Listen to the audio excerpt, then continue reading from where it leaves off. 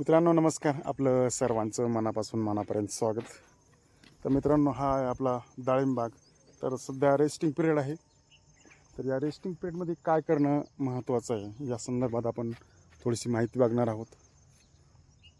तर चला मित्रांनो, बघूया आपण या रेस्टिंग पिरियडमध्ये डाळिंबाची डाळिंबाच्या खोडाला जे नवीन वॉटर शूट निघालेले असतात याची कटिंग करणं किंवा याला काढून टाकणं खूप महत्त्वाचं आहे, जेणेकरून आपले जे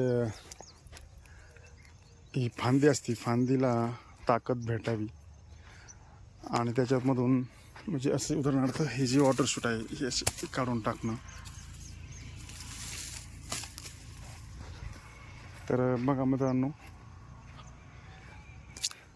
तर हा डाळिंबाचा रेस्टिंग पिरियड आहे मित्रांनो.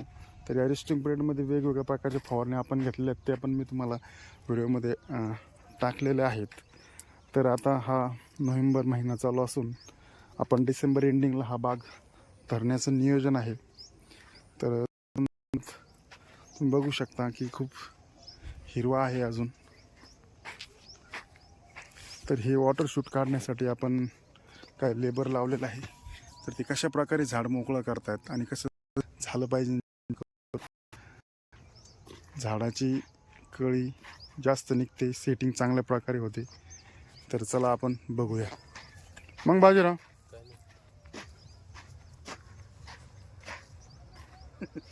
बघा मित्रांनो, आता हे वॉटर शूट काढायचं काम चालू आहे. आणि आता सकाळीच आलेत बघा मित्र.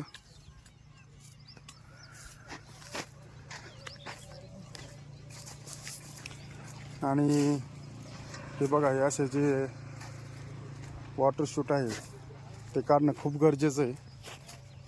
कारण की ज्यावेळेस आपण डाळिंब भरण्यासाठी कटिंग करतोय त्यावेळेस हे खूप मोठे झालेले असतात तोपर्यंत, आणि जास्तीत जास्त झाडाचं अन्नद्रव्य हे शोषून घेतात.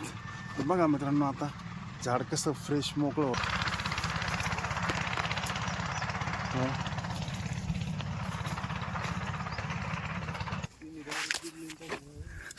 तू लवकर उठायचं ना. अरे तुझं लग्न पण झालेलं नाही तर असं काय होतं, काय कळा ना बाजीराव.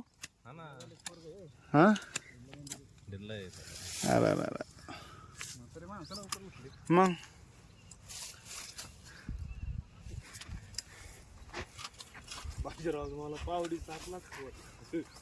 अरे मग लवकर उठायचं भाई.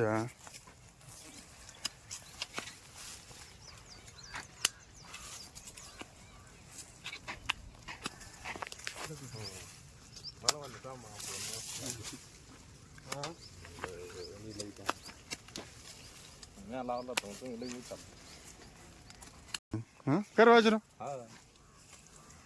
तुला इथली आलं नाही लवकर.